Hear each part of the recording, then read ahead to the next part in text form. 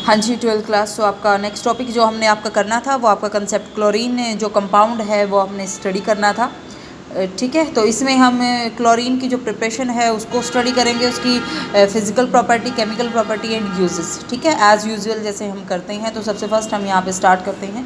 Chlorine को सबसे first आपका शेल ने डिस्कवर किया था 1774 में। उन्होंने आपका वो कोई रिएक्शन कर रहे थे जहाँ पे एक्शन उन्होंने किया था, मतलब केमिकल रिएक्शन जो की थी वो HCl का एक्शन उन्होंने किया था मैग्नीशियम ऑक्साइड के ऊपर।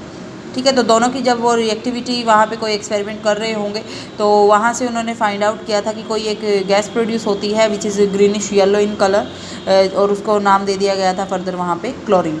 ठीक है, उसके बाद फर्दर 1810 में आपके पास डेवी थे। डेवी ने आपका साइंटिस्ट थे कोई, जिन्होंने आपका क्लोरीन के एलिमेंट्री नेचर को सुजेस्ट किया था।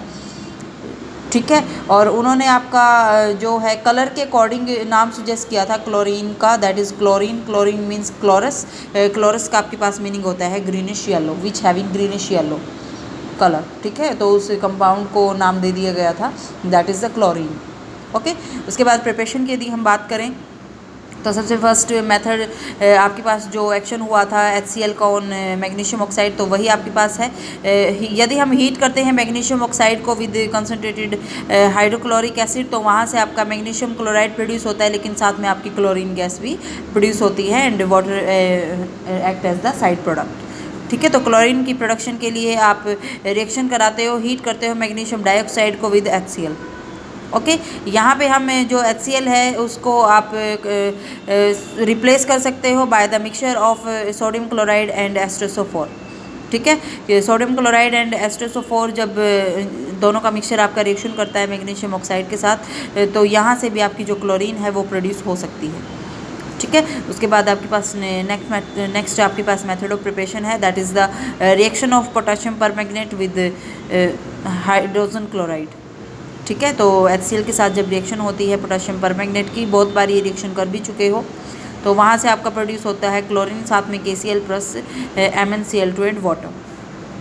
ठीक है, तो ये चीज़ आप पढ़ चुके हो ऑलरेडी, 11th क्लास में भी ये रिएक्शन आपकी आई थी।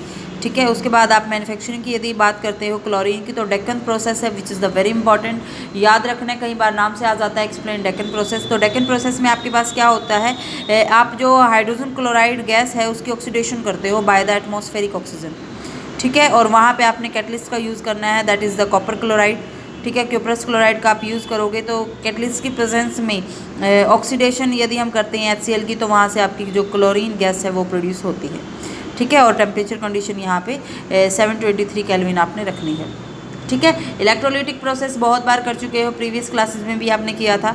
यदि हम क्या करते हैं, हम ब्राइन सॉल्यूशन की इलेक्ट्रोलिसिस प्रोसेस करते हैं तो Cl नेगेटिवली चार्ज होता है, Na पॉजिटिव तो आपका कैथोड पे लिबरेट होगा और Cl2 आपकी एनोड पे लिबरेट हो जाएगी, जो क्लोरीन गैस है।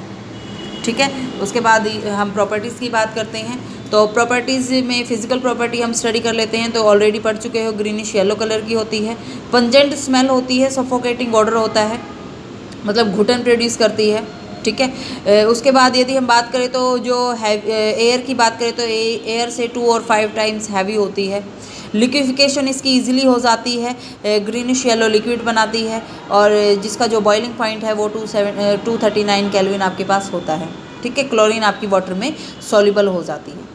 ठीक है, यदि हम केमिकल प्रॉपर्टीज़ की बात करें तो सबसे फर्स्ट प्रॉपर्टी यहाँ पे है, हम अभी केमिकल रिएक्टिविटी में पढ़ के भी आए हैं कि जो क्लोरीन है वो आपकी मेटल या नॉन मेटल दोनों के साथ रिएक्शन करके आपकी क्लोराइड बनाती है। जैसे एल्यूमिनियम के साथ रिएक्शन करके एल्यूमिनियम क्लोराइड बनाया, सोडियम के साथ सोडियम क्लोराइड बनाया, यहाँ पे नॉन मेटल के साथ रिएक्शन करके यहाँ पे PCl3 की फॉर्मेशन की फॉस्फोरस के साथ। ठीक है, और यदि हम सेकेंड रिएक्शन की बात करें तो ग्रेट एफिनिटी होती है हाइड्रोजन की तरफ, ये भी हम अभी पढ़ के आए हैं। HCl की फॉर्मेशन वहाँ पे होती है हाइड्रोजन क्लोराइड की।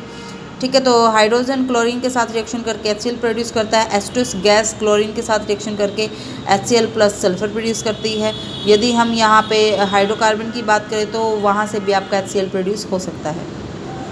ठीक है, उसके बाद हमारे पास this is the very very important reaction, ये चीज़ अपने अपने माइंड में रखनी है, डेफिनेटली याद करनी है। यदि हम बात करते हैं क्लोरीन की, क्लोरीन जब आपके पास रिएक्शन करती है कोल्ड एंड डाइल्यूट एल्कली के साथ, बेस के साथ, NaOH के साथ रिएक्शन होती है। यदि और जो मीडियम है आपने वो कोल्ड एंड डाइल्यूट आप रखते हो तो वहाँ से आपके पास क्लोराइड का और हाइपो जो क्लोराइड होता है उसका मिक्सचर बनता है। यहाँ से सोडियम हाइपोक्लोराइड का मिक्सचर बना है, साथ में आपका वाटर रिलीज हो जाता है। बट यदि हम NaOH के सॉल्यूशन को हॉट एंड कॉन्सेंट्रेटेड ले लेते हैं तो वहाँ से आपका मिक्सचर बनता है क्लोराइड का और साथ में आपके पास क्लोरेट बनते हैं, that is the sodium chlorate. और यहाँ से कोल्ड एंड डाइल्यूट के केस में आपके पास क्या बना था, सोडियम हाइपोक्लोराइट।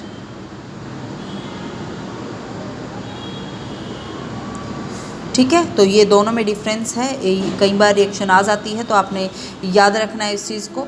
उसके बाद यदि हम बात करते हैं तो सेलेक्ट लाइम के साथ जब भी क्लोरीन रिएक्शन करती है तो ये 10th क्लास में भी आपने रिएक्शन की होगी, वहाँ से आपका ब्लीचिंग पाउडर की फॉर्मेशन होती है।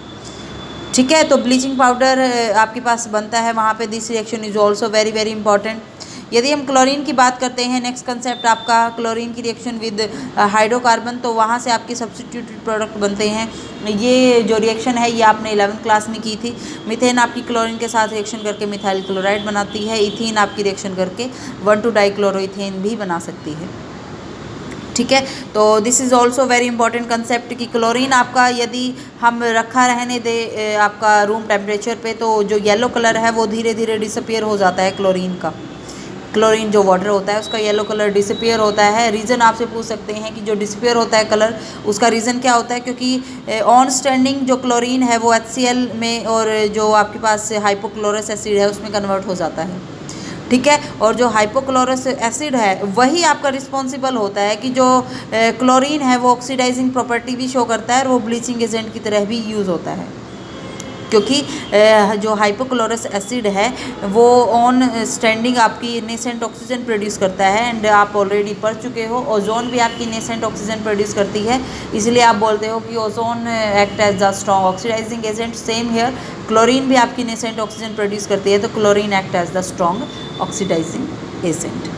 ठीक है, अब ऑक्सीडाइजिंग प्रॉपर्टीज़ की हम स्टडी कर लेते हैं। तो क्लोरीन की ऑक्सीडाइजिंग प्रॉपर्टी, क्लोरीन आपका ऑक्सीडाइज कर सकता है फेरस आयन को फेरिक में, जैसे फेरस सल्फेट था आपके पास।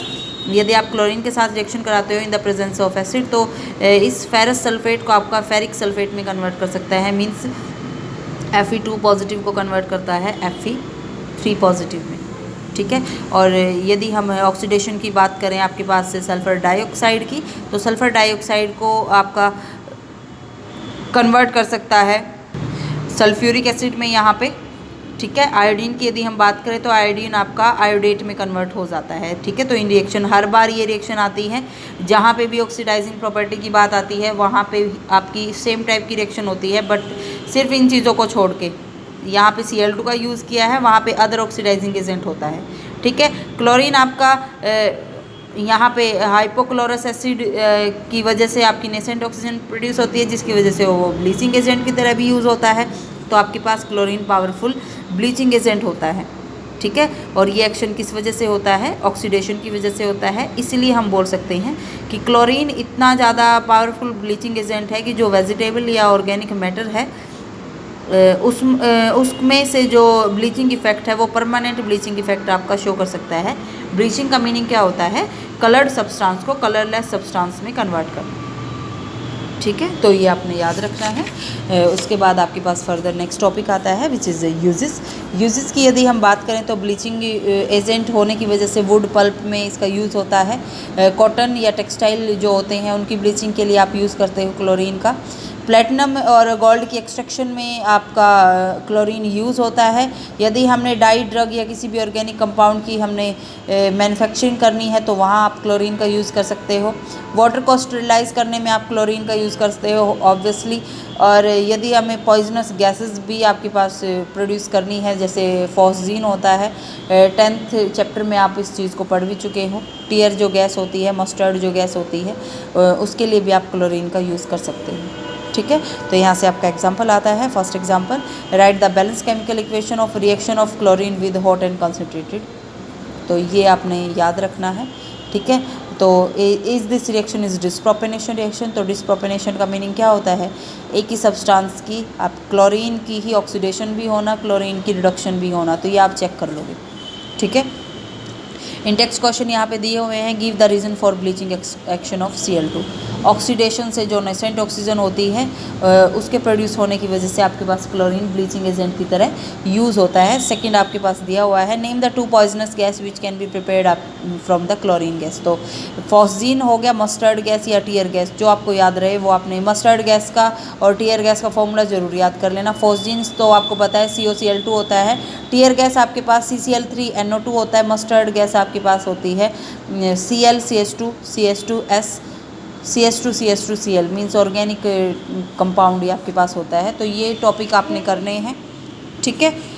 यहाँ कोई प्रॉब्लम आती है तो आप मेरे से पूछ लेना, ओके।